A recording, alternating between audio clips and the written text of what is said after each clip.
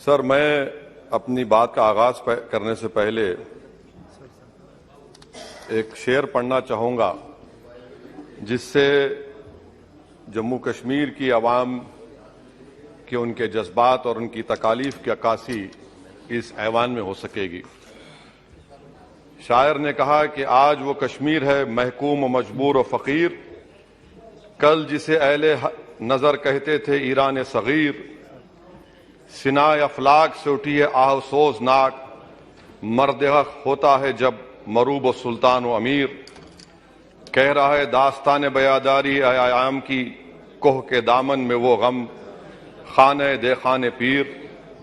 और किसी और जगह पर एक शायर ने अच्छा कहा कि घात में सयाद पहलू में है खटकता तीर का, एक पहलू ये भी है कश्मीर की तस्वीर का। सर, मैं यहां पर ये बात साफ और वाज़ेह तौर पर कहना चाहूंगा कि एक आरटीआई के एप्लीकेशन में यह कहा गया जवाब में कि 30 साल में 1724 मिलिटेंट्स को हुकूमत और फौज ने, पुलिस ने उनको मारा, मिलिटेंट्स को, ये उनकी मौत हुई, जिसमें से सिर्फ 89 कश्मीरी पंडित का कत्ल हुआ।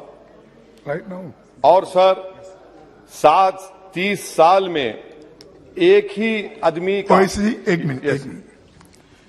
Honorable members, if the House agrees, then the time of the House may be extended up to disposal of financial business of Jammu and Kashmir.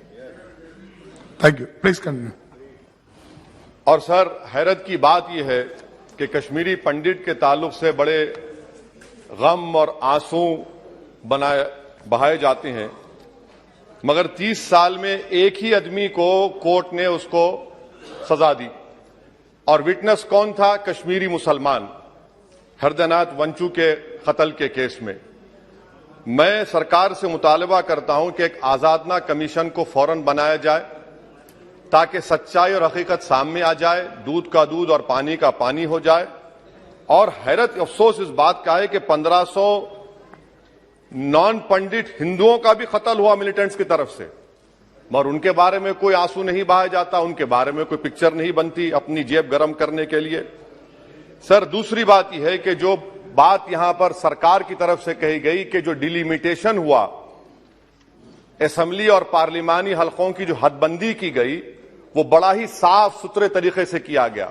कितना साफ सुथरा था देखिए सर, अनंतनाग को उन्होंने मिला दिया पूंछ और राजौरी से, इतना साफ सुथरा था कि साउथ कश्मीर एक ऐसा इलाका है जो कंप्लीट एथनिकली कश्मीरी है, वहां से आप उसको मिला दिए पूंछ और राजौरी में। अगर दिसंबर में इंतखाबात होंगे तो मुगल रोड तो बंद होगी, तो किसी को आना है तो डोडा, उधमपुर, जम्मू, पूंछ से उसको आना पड़ेगा। कितने डिस्ट्रिक्ट क्रॉस करेंगे? यह आपका साफ सुथरा मुजाहरा है।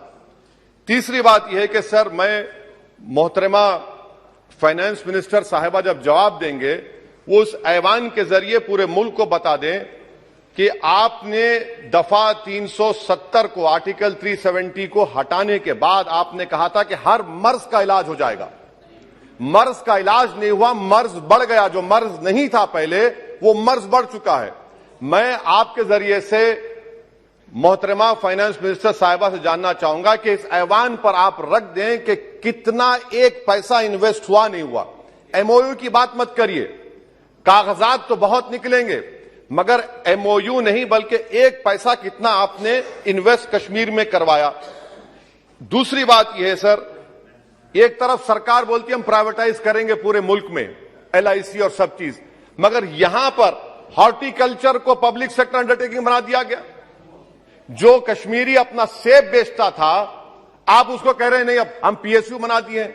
यह आपका साफ सुथरा और आपकी राह दिखाता है। पावर आपका बरखी का, आपने उसको सेंट्रल पीएसयू से जोड़ दिया। तीसरी बात यह सर, आपकी इकोनॉमिक पॉलिसी है क्या फिर कश्मीर के लिए? यहां पर एक पॉलिसी, वहां पर एक पॉलिसी, कौन सी कंटिन्यूएशन है? आप तो यहां पर एक अपना रहे हैं, वहां पर अलग लोग अपना रहे हैं, इसमें कोई इंटीग्रेशन नहीं। सर, फार्मा ट्रेडर्स पर धावे हो गए, रेट पड़ गया। जो सप्लायर्स है उन पर रेट पड़ गया। टोल पोस्ट खत्म कर दिया आपने, 114 राइस मिल बंद करने के दहाने पर आ गए। इसका जवाब नहीं है सही है गलत है। अच्छा सर, फिर आप देखिए कि एक और बात मैं आपके गोशे गुजार करना चाह रहा हूं कि इकोनॉमिक डिपेंडेंस आप इतना कर दे रहे कश्मीरियों के ऊपर, यानी आप कल ये बताएंगे, मैं खत्म कर रहा हूं सर, कल आप ये बताएंगे कि नहीं हमने तो इतना पैसा दिया था। सर कि आप ये इकोनॉमिक पॉलिसी क्या है आपकी? और अनएम्प्लॉयमेंट कितना है सर कश्मीर में आज? अनएम्प्लॉयमेंट सर आज कश्मीर में 7.2% है। ऑल इंडिया पूरे भारत में ज्यादा अनएम्प्लॉयमेंट है। तो 370 निकाल के आपने क्या किया सर? अनएम्प्लॉयमेंट वहां और बढ़ गया।